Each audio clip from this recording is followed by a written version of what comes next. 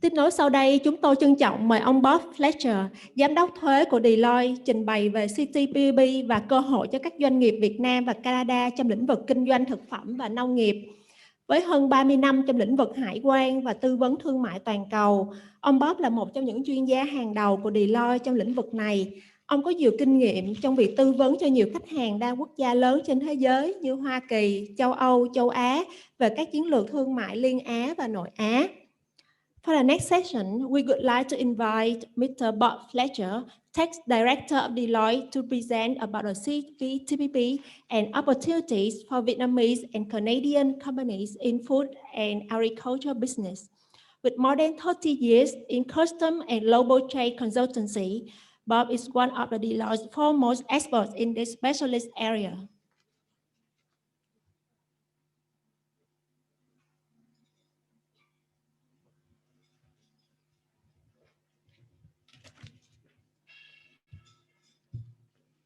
Good morning, everybody. Thank you for the introduction. Xin chào tất cả các quý vị quan khách. Xin cảm ơn phần giới thiệu. Get this one.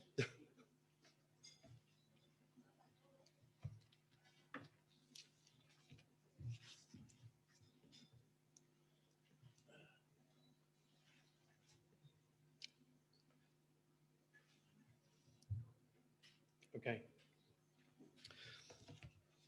Great, thank you. Well, first of all, let me just give you an overview of the tariff preferences that are available under CPTPP. And before I move on to the next slide, I mean, broadly to say that under CPTPP, all the chapters of the tariffs are covered. But the implementation of those tariff reductions available are actually not aligned between Vietnam and Canada. So the next few slides, I'll show you the differences and where the benefits are rising. So if we look at this slide, the preview over all of this is that in Canada's timetable, they will eliminate about 96% of all their tariffs by 2022. But for agricultural product, there's a slightly different timetable.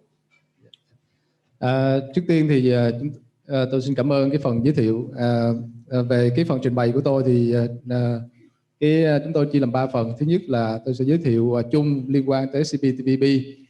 Thứ hai là những cái dòng thuế bị cắt giảm liên quan tới các cái lĩnh vực về nông sản và thủy sản, và cuối cùng là các cái yêu cầu liên quan tới CPTPP để các doanh nghiệp có thể hưởng được các cái ưu đãi này. Và bây giờ chúng tôi xin được trình bày trực tiếp vào các cái slide cụ thể. Đầu tiên là liên quan tới cái việc cắt giảm thuế đối với cái lộ trình của Việt Nam. Okay.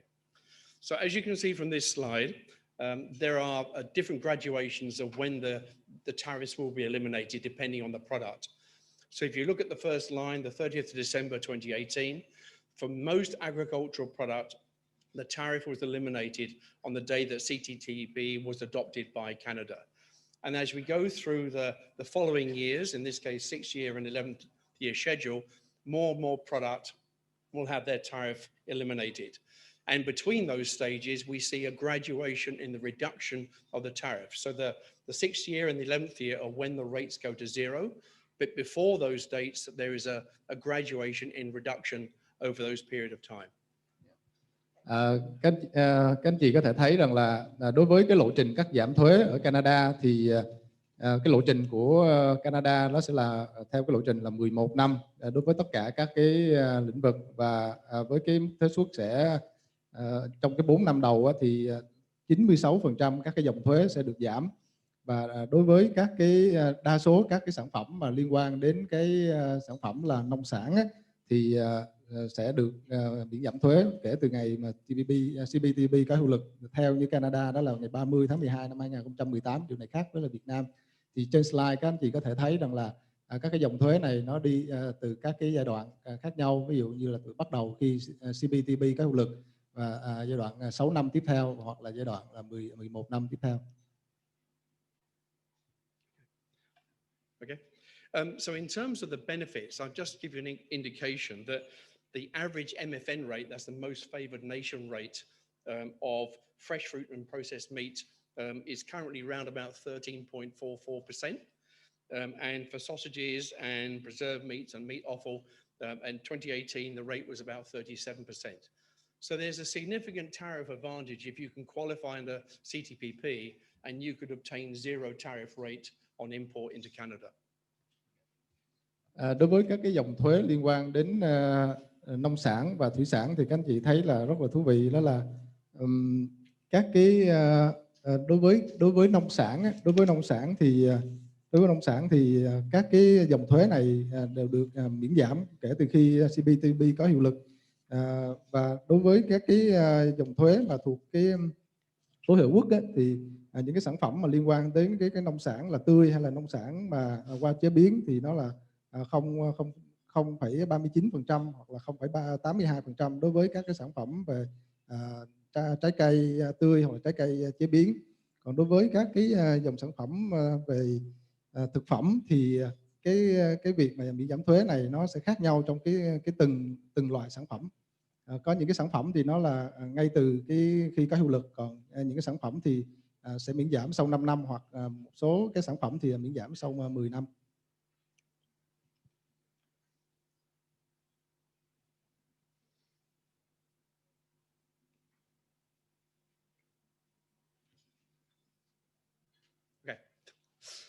So now let's look at the tariff reduction schedule for Vietnam, which, as you can see, something gone too far. Okay. As you can see, has a slightly different timetable and slightly different times at which the tariffs will reduce. But again, on the 14th of January 2019, that was the date that Vietnam adopted the CPTPP. Again, for many agricultural products, the tariff rate went to zero on day one. And then we're seeing that other fruits and vegetables, their rates will go to zero after year 3, and fruit and vegetables, processed meat, etc. And then as we go down that line, processed vegetables, processed fruits after the 5th year, and so on to the 10th year. So the reductions are again graduated. Đối với cái lộ trình cắt giảm thuế của Việt Nam thì nó có khác so với lại Canada. Việt Nam cái CPTPP có hiệu lực tại Việt Nam thì là ngày 14 tháng 1 năm 2019. Như vậy các anh chị có thể thấy là nó khác với Canada là từ 2018. Và đối với Việt Nam thì nó cũng cái lộ trình là 15 năm. Và đối với cái năm đầu tiên ấy, mà có hiệu lực ngay cắt giảm về 0% ấy, thì cũng có rất nhiều các cái sản phẩm về liên quan đến nông sản và thủy sản. Thì các anh chị có thể thấy trên cái slide mà chúng tôi trình bày. Ngoài ra thì cũng có các cái sản phẩm mà thuộc nông sản và thực phẩm thì nó sẽ có cái lộ trình là 3 năm, 5 năm hoặc 10 năm cũng sẽ cắt giảm về 0. Okay, the slide on the screen is basically is a simple bar chart showing the differences of the volumes of trade pre and post implementation of CPTPP. As you can see here, Vietnam export trade post CPTPP has jumped by 75%, which is a significant increase, obviously, in Vietnam's exports to Canada. Conversely, though, we've actually seen there's been a reduction in the volume of imports from Canada. Not quite clear why that is, but some of that is attributed to the fact that the actual tariff reduction schedule in Vietnam is probably less favorable than Canada, and therefore the benefit of the rates come in at later years. But that is the current situation as at the end of 2019. Về cái sự tác động liên quan đến thương mại song phương giữa Canada và Việt Nam thì chúng ta thấy những cái thông tin rất là thú vị, đó là đối với cái kim ngạch mà xuất khẩu từ Việt Nam qua Canada thì chúng ta thấy rằng là sau khi mà CPTPP có hiệu lực thì cái kim ngạch từ Việt Nam qua Canada lại tăng lên, và cái mức tăng rất là cao tới 75% so với của năm 2019 so với năm 2018. Tuy nhiên là cái việc nhập khẩu mà của Việt Nam từ Canada vào Việt Nam thì lại giảm đi 13% so với của năm 2019 so với năm 2018. Cái lý do mà có thể có nhiều lý do, tuy nhiên là chúng tôi cho rằng đó là một trong những cái lý do đó là các cái ưu đãi về miễn giảm thuế của Việt Nam đối với các sản phẩm từ Canada ở cái năm đầu tiên thì nó không nhiều, mà nó sẽ được áp dụng cho những cái năm tiếp theo. Chính vì vậy mà cái việc mà nhập khẩu từ Canada và Việt Nam nó có suy giảm đi. Okay. So if we look at this slide, this is a little bit more of a detailed breakdown of, of that previous slide, showing the particular products which are being traded, agricultural food and products traded between Vietnam and Canada. So as we can see here, we have again trading before and post CPTPP. In terms of generally on exports, we see that there's been generally an increase after CPTPP. If we look at the meat and edible imports, those are imports from Canada. We've seen a substantial increase. So certainly for product coming from Canada into Vietnam, that seems to be an area of potential opportunity and growth because there seems to be a demand. So in all the cases here, I think there is, if we look at the exports from Vietnam to Canada, we look at the coffee and the mate, etc. Again, sizable increases. Clearly, there is a demand for that product in Canada. That creates opportunities for Vietnamese businesses to capitalize on those opportunities. So generally, all positive news. If you're an exporter from Vietnam, there's opportunities for growth here. There's the market demand. And similarly, there seems to be a demand for Canadian product coming into Vietnam as well. So I think in both directions, there's good opportunity. Đi sâu vào phân tích từng cái dòng sản phẩm mà liên quan tới cái việc nhập khẩu của hoặc là hàng hóa xuất khẩu của Việt Nam qua Canada, thì chúng ta có thể thấy rằng là đối với các cái hàng nhập khẩu của Việt Nam thì nó có cái hàng xuất khẩu của Việt Nam sang Canada thì nó có cái sự tăng rất là đáng kể. Cụ thể ở đây là đối với các cái sản phẩm nông nghiệp như là cà phê, trà, xuất khẩu cái sản lượng mà xuất khẩu qua Canada tăng lên tới 57%. So với trước khi mà CPTPP có hiệu lực. Đối với những cái sản phẩm mà về thực phẩm ấy, như là thịt hoặc là những cái phụ phẩm từ thịt thì nó tăng lên khoảng 71%.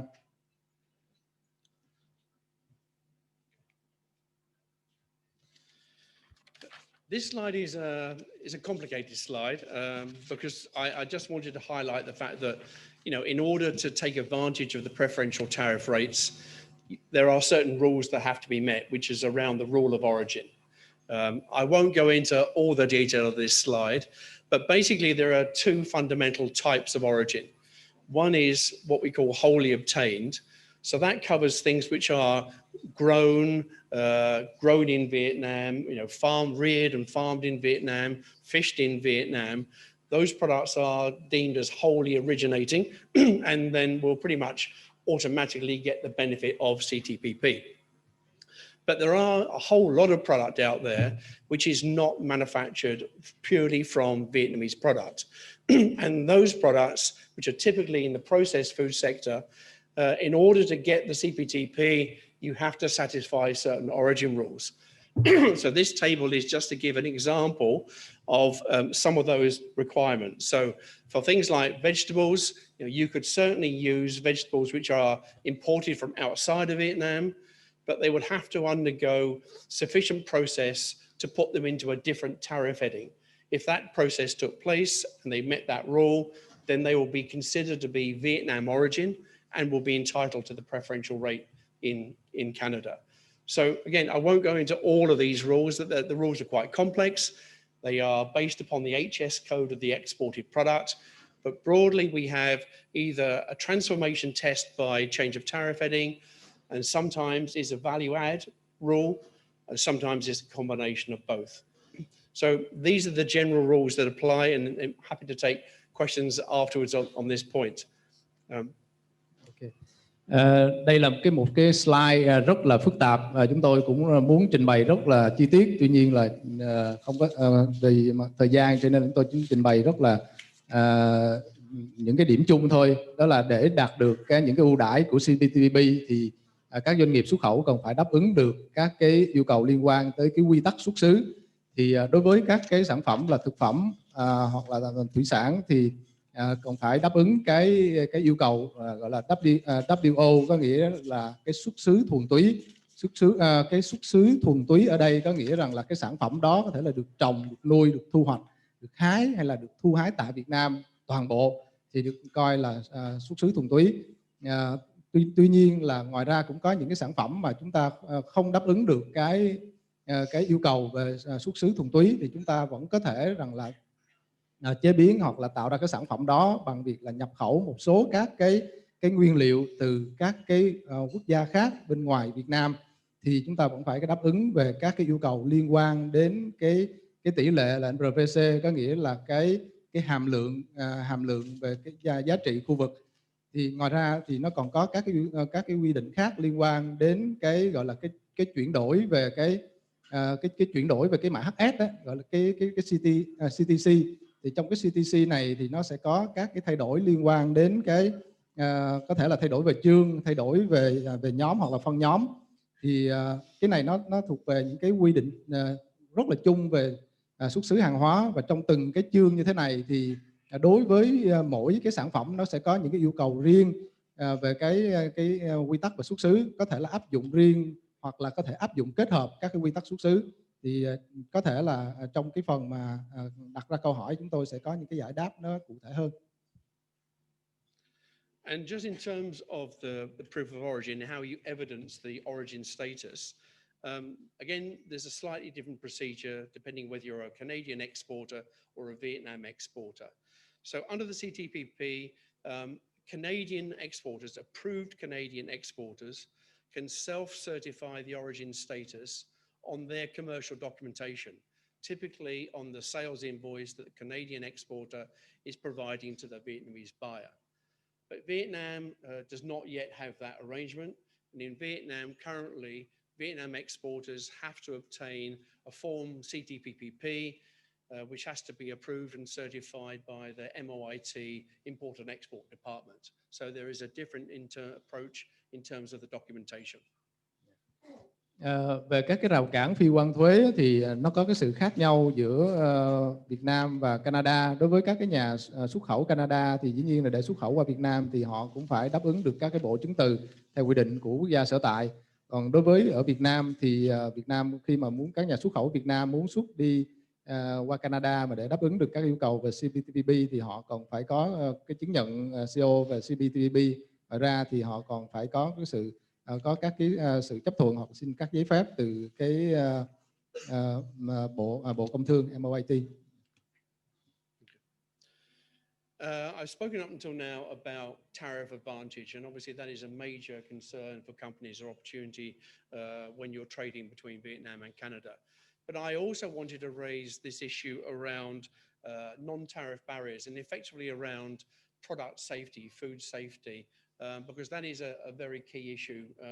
And as Paul made reference to in his earlier presentation, Canadians certainly take food safety very seriously. And that is a major issue that Vietnam companies have to consider. So this slide is just really just to give a bit of an overview that if you're exporting to Canada or you're importing into Vietnam, the products have to meet the national laws and regulations on food quality safety standard. There is no point in getting a favorable tariff rate if you cannot sell the product in the country. So this is a very important area that companies need to focus on. So under CPTPP, two things happened. Broadly, they're saying that both parties, or all parties to CPTPP, all agreed that they would broadly follow the WTO standards on food safety and product safety. But it then went on to add some additional requirements, which these slides are showing. So particularly for agricultural products, there is a requirement around prepackaged food, food additives, and what is defined as organic product. And then for food products, which are produced, manufactured products, again, we have specific rules around prepackaged food, again, food additives, the process of breeding and caring for animals, antibiotic residues, and agrochemicals used in production process. So there are some quite stringent requirements that Vietnam exporters certainly would need to satisfy if they're exporting their product to Canada and perhaps wider markets through Canada. Đối với các cái rào cản gọi là rào cản phi quan thuế như thế này thì các anh chị cũng phải lưu ý rằng là việc xuất khẩu qua Canada hoặc là để hưởng được các cái chế độ ưu đãi về thuế của CPTPP thì cái điều đầu tiên nhất chúng ta còn phải tuân thủ các cái quy định liên quan đến các cái rào cản về mặt kỹ thuật như thế này, đặc biệt là các cái vấn đề liên quan tới vệ sinh an toàn thực phẩm theo cái TPS hoặc là SPS. Đối với thị trường Canada thì cái việc này nó đòi hỏi rất là nghiêm ngặt, và các cái nhà xuất khẩu của Việt Nam cần phải hết sức là quan tâm. Đối với như chúng ta đã biết đó là việc xuất khẩu qua thị trường Canada hay là các cái thị trường khác thì nó đều tuân thủ các cái tiêu chuẩn về vệ sinh an toàn thực phẩm và sức khỏe của WTO. Tuy nhiên đối với những cái quốc gia cụ thể hoặc là những cái FTA cụ thể thì sẽ có những cái yêu cầu riêng chặt chẽ. Vì vậy mà các cái doanh nghiệp xuất khẩu thì chúng ta cần phải nghiên cứu kỹ với cái vấn đề này. Ví dụ như là đối với như trên cái slide chúng ta thể thấy là đối với các cái sản phẩm là nông sản yêu cầu về TPT thì là ví dụ như thức ăn đóng gói liên quan tới yêu cầu cụ thể về thức ăn đóng gói sẵn, các phụ gia thực phẩm hay là các cái sản phẩm hữu cơ. Còn đối với các thực phẩm thì các cái yêu cầu về sức khỏe và an toàn thực phẩm nó còn cao hơn nữa, và rất nhiều các cái yêu cầu về ví dụ như là bị dư lượng chất kháng sinh hoặc là hóa chất nông nghiệp trong cái quá trình chăn nuôi. Thì đó là những cái yêu cầu mà rất là khắt khe, chúng ta còn phải lưu ý nếu như chúng ta muốn hưởng được các cái ưu đãi về miễn giảm thuế từ CPTPP. Okay, I think that broadly concludes my presentation, but I'm certainly happy to take questions from the audience. Và xin cảm ơn. Như vậy thì cái phần trình bày của tôi đến đây là kết thúc, và chúng tôi cũng rất mong là có được những cái câu hỏi từ các cái quý vị khán giả.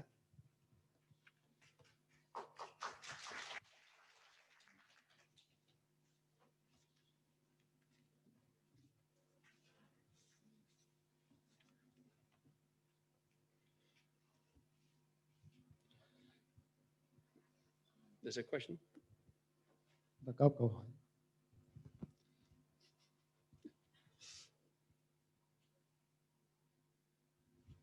Alo. Hi.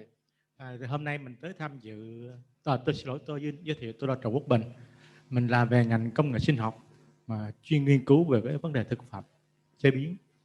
Thì hôm nay mình tới tham dự vào cái buổi hội thảo hôm nay á, thì rõ ràng là nói về cái vấn đề thực phẩm và nông sản.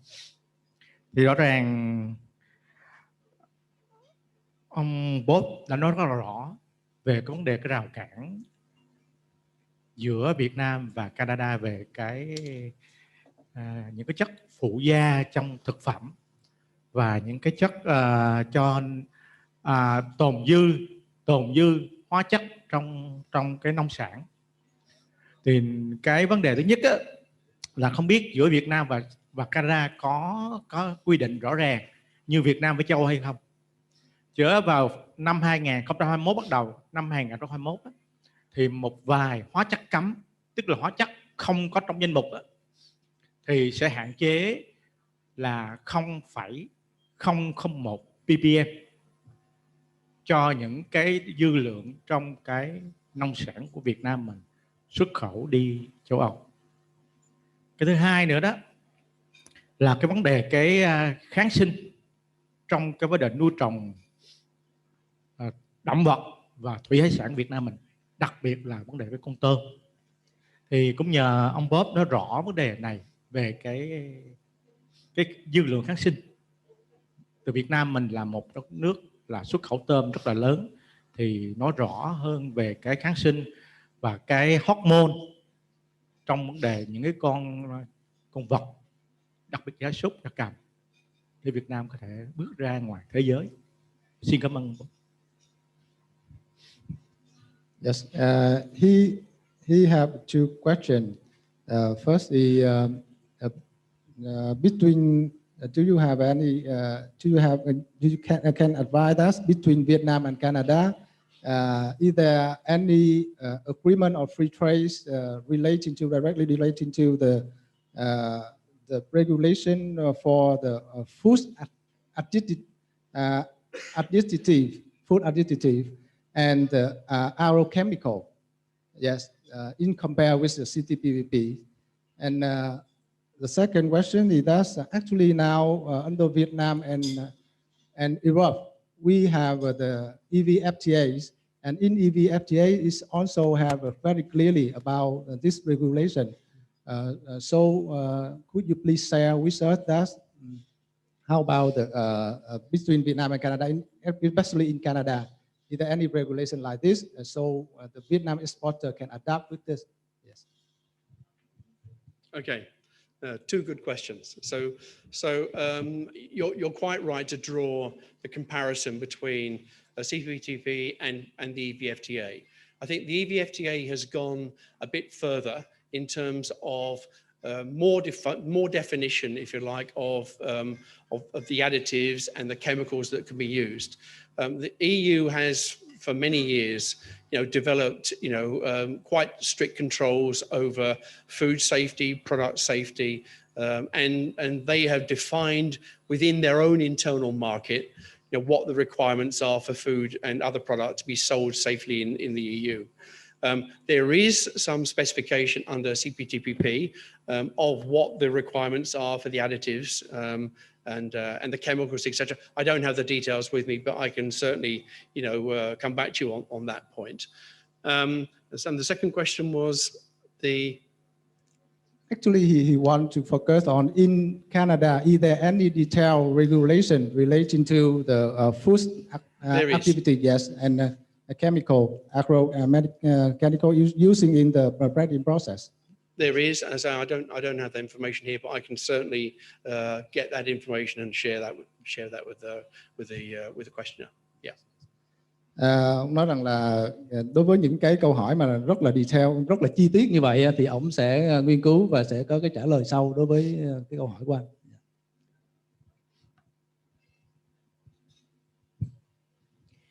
Tôi xin được có một số cái đề nghị, mong là ông Bob sẽ hỗ trợ và hướng dẫn thêm. Bởi vì cái CPTPP nó đang được triển khai và áp dụng, thì chúng tôi nó liên quan đến cái hội sản phẩm nông nghiệp sạch của chúng tôi, mà trong đó nó liên quan đến cái ngành nông sản và thực phẩm.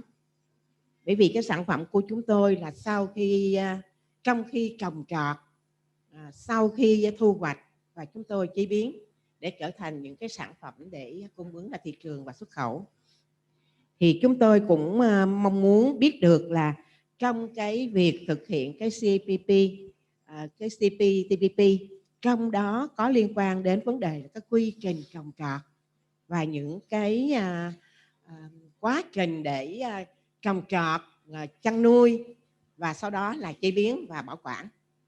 Thì chúng tôi cũng mong muốn là để sản phẩm của Việt Nam vào được thị trường của Bắc Mỹ và của Canada, thì chúng tôi sẽ cần chuẩn bị những cái quy trình gì trong cái quá trình chăn nuôi, trong cái quá trình trồng trọt, để chúng tôi có thể là triển khai những cái chương trình, những cái phương án này, và cái sự hỗ trợ của quý vị trong những cái chương trình này như thế nào đối với cái lĩnh vực nông nghiệp của Việt Nam. Và sau đó là sau chăn nuôi và trồng trọt thì chúng tôi triển khai đến vấn đề để chế biến, để có những sản phẩm đạt chuẩn để đưa vào thị trường này. Thì những cái nội dung liên quan đến chất bảo quản, đóng gói tươi, đóng gói khô, vân vân, thì chúng tôi cũng mong muốn biết được những điều này, để sau khi thực hiện cái chương trình này thì những sản phẩm Việt Nam có thể đạt chuẩn để đi vào tất cả các thị trường ở trong cái chương trình, cái hiệp định là CPTPP. Xin cảm ơn.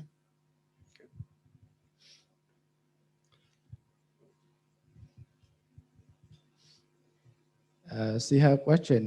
She the representative of Clean Agriculture Products Association, and so she very interested in about the process because in her association the member is they produce the agriculture products.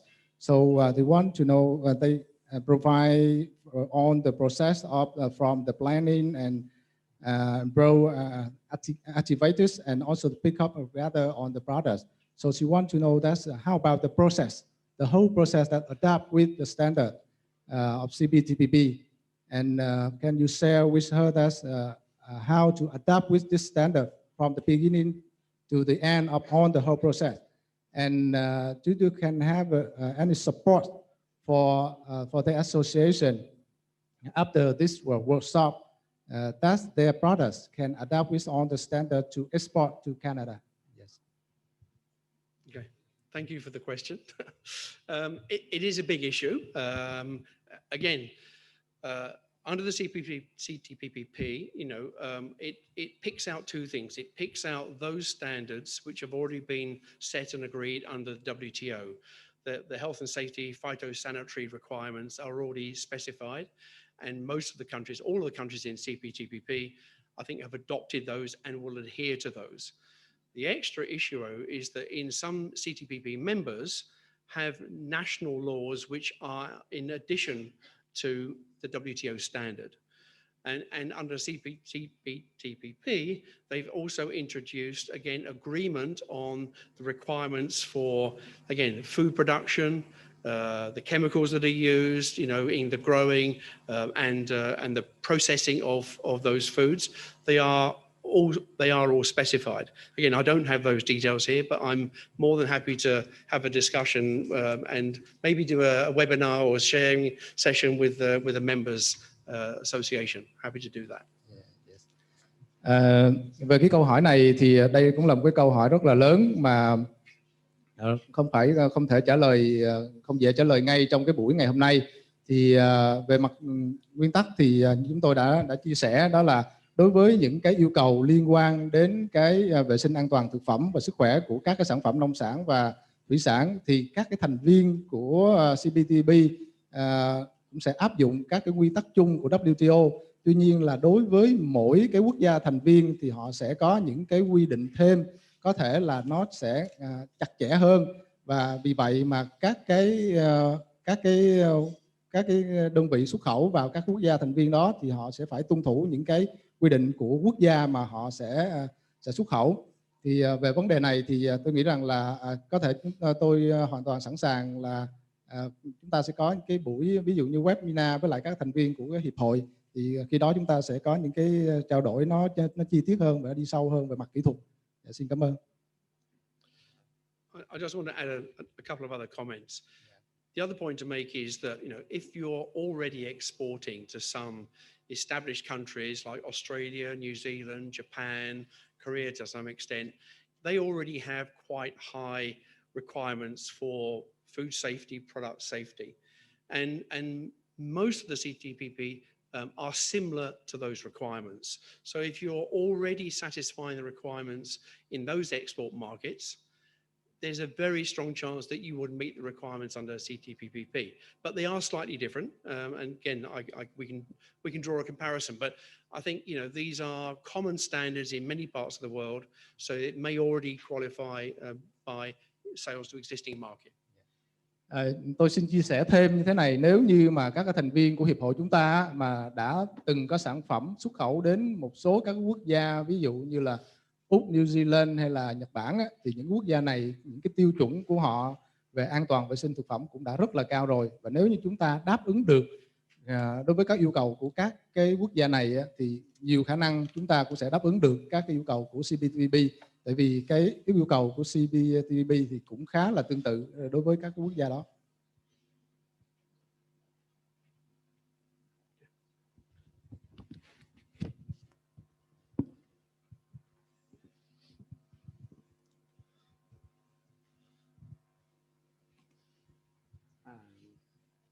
Mình ở bên công ty tương ớt Lehman Chilica thì biết là hỏi chi tiết ổng sẽ khó trả lời, nhưng mà tại vì ổng nói tới chỗ gia vị và các cái phụ gia thực phẩm thì sẽ hỏi luôn, sẵn đó hỏi luôn. Theo kế hoạch thì ngày cuối tháng 11 mình đã xuất một cọng hàng đi Canada, nhưng mà đến giờ này thì cái đối tác bên Canada họ mới chuyển một cái chất bảo quản mình là từ natri metabisulfite, giờ họ muốn thay đổi là natri bisulfite. Nhưng mà mình hỏi là giờ có văn bản nào để xác nhận là chính phủ Canada là không chấp nhận natri metabisulfite mà chỉ là natri bisulfite, thì họ không có văn bản đó, mà mình là tìm trên các trang mạng thì thấy là họ không có yêu cầu đó, vẫn là chất bảo quản là natri metabisulfite được, nhưng mà lại mình không biết là các cái nguồn đó có chính thống hay không. Cho nên là muốn hỏi là nếu để tìm hiểu các cái tiêu chuẩn về chất bảo quản hàm lượng và các chất bảo quản mà cho phép thì cái nguồn nào là chính thống để vào Canada. Thì đến bây giờ là mình lại dựng lại cái kế hoạch là xuất khẩu cuối tháng 11 đi Canada. Nhưng mà trong đó thì mình lại ngày 15 nên vẫn đi Úc được, và đương làm FDI thì vẫn khai là natri metapacific được. Nhưng mà riêng Canada thì đối tác đội là natri pacific chứ natri metapacific thì không được. Cho nên hỏi ông là cái nguồn nào đáng tin cậy hay là nguồn nào chính thống để mình tìm hiểu là chất nào được vào Canada và hàm lượng bao nhiêu, thì chỉ hỏi cái nguồn thôi. Mình xin dịch tóm ý nha. He have question that he have a bucket of products to export to Canada, but he have some issue relating to the technical regulation, technical specific regulation of Canada, and actually he already export to Australia, but he have no issue for Australia markets, but for Canada markets he has issue. The issue here is that the requirement is relating to a food additivity, but he don't know it's correct or not correct. So he want to know that relating to the Canada markets, what is the official resource, the regulation that he can base on this, do research and comply with this. Yes. Okay. Let me. Happy to share the link with you afterwards. Okay. Happy to support on that. Thank you for the question. Yeah. Sau cái hội thảo thì ông sẽ chia sẻ cho anh cái đường link vào các cái tài liệu, các cái văn bản chính thức, thì anh có thể căn cứ vào đấy để anh kiểm tra.